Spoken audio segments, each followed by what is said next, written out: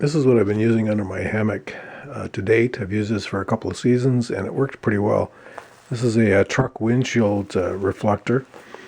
And you just fold this out and stick it in the bottom of the hammock, and gives you a little bit of insulation. Mostly it reflects your heat back to you, and it also provides a windproof layer, which really helps a lot to keep you warm in the hammock. So the problem with it is it's very slippery.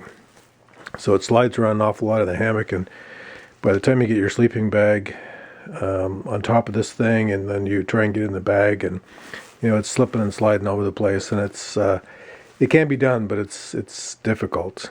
The advantage of this thing, it's very, very light. It's only about 8 ounces, and again, it's been working pretty well for me, but I thought I'd try a quilt just for the convenience. So this was what I made today. This is a replacement for the windshield reflector. This is a little sleeping bag, a kid's sleeping bag that I bought at the thrift store. This cost me $6. And I cut both sides off. So the finished size of this is, I think it's 56 inches long by 38 inches wide. I cut some polyester and just made these little tapes to go along the edge here, and that captures shock cords, which I use for adjusting the tension. So the shock cord, you tighten that up around the end of the hammock, and then we have some bungee cords and carabiners here to hook it to the suspension on my hammock. So I've tried this out, and I'll show it set up in the hammock in a sec, but pretty happy with it. I think it's not a very good bag. It's very thin, but I think it's going to be quite a bit warmer than the windshield reflector. It's heavier. This whole outfit rolled up and stuffed in a compression bag. The whole thing weighs about 2.2 pounds. So I have the underquilt hooked up on my Hennessy. This is the Hennessy Expedition Asim, I think it is. It's a zip model. So the ends here are just suspended on bungee cords, and just a small carabiner here holds it. It just goes over my whoopee sling, and you can see here I have this end kind of cinched up. That's adjustable with cord locks here. So it's quite important with this asymmetric hammock that you pull the sides out, because the whole underquilt kind of has to sit the way you lie in the hammock, which is almost sort of diagonal. So I pulled this out, put some loops on the underquilts, and that's just a cord lock and a loop of bungee cord that holds it out to the pullouts on the Hennessy.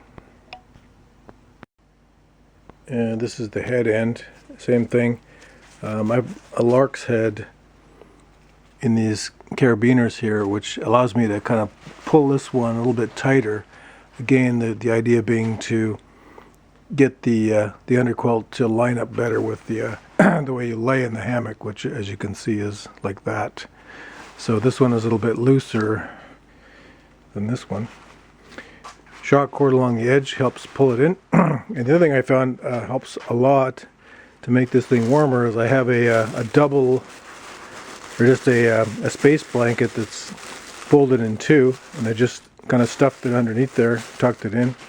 It stays there very well, and I thought it might be noisy, but it's no noisier than the hammock itself, and it noticeably increases the warmth.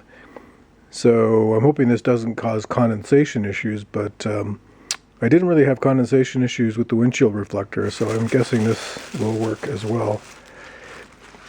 So you can see here the head end is cinched up pretty well, and again, that's adjustable with the cord locks.